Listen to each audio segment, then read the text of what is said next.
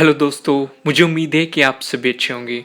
दोस्तों, हमें इस दुनिया में बहुत से लोगों से लगाव होता है और जब वे लोग इस दुनिया से चले जाते हैं तो हमें बहुत दुख होता है।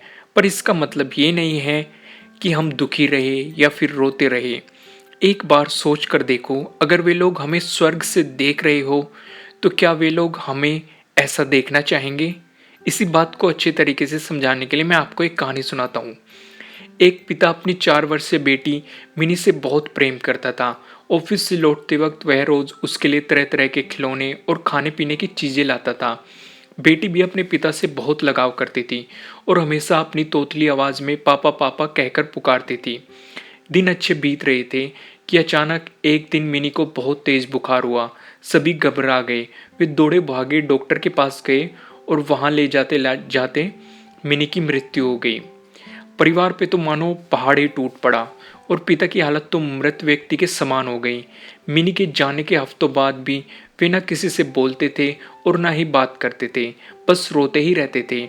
यहाँ तक कि उन्होंने ऑफिस जाना भी छोड़ दिया था और घर से निकलना भी बंद कर दिया था। आस पड़ोस के लोगों और रिश्तेदारों ने उन्हें बहुत समझाने की कोशिश की, पर उन्होंने किसी की नहीं सुनी। उनके मुख से बस एक ही शब्द निकलता, मिनी।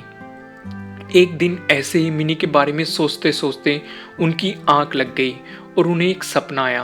उन्होंने देखा कि स्वर्ग में सैकड़ों बच्चियां परी बनकर घूम रही हैं। सभी सफेद पोशाकें पहने हुए हैं और हाथ में मोमबत्ती लेकर चल रही हैं। तभी उन्होंने मिनी को भी देखा।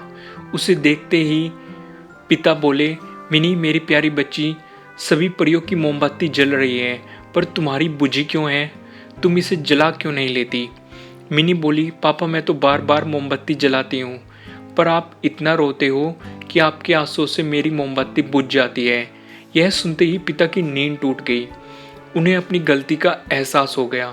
वे समझ गए कि उनके इस तरह दुखी रहने से उनकी बेटी भी खुश नहीं रह सकती और फिर से अपना जीवन जीने लगे।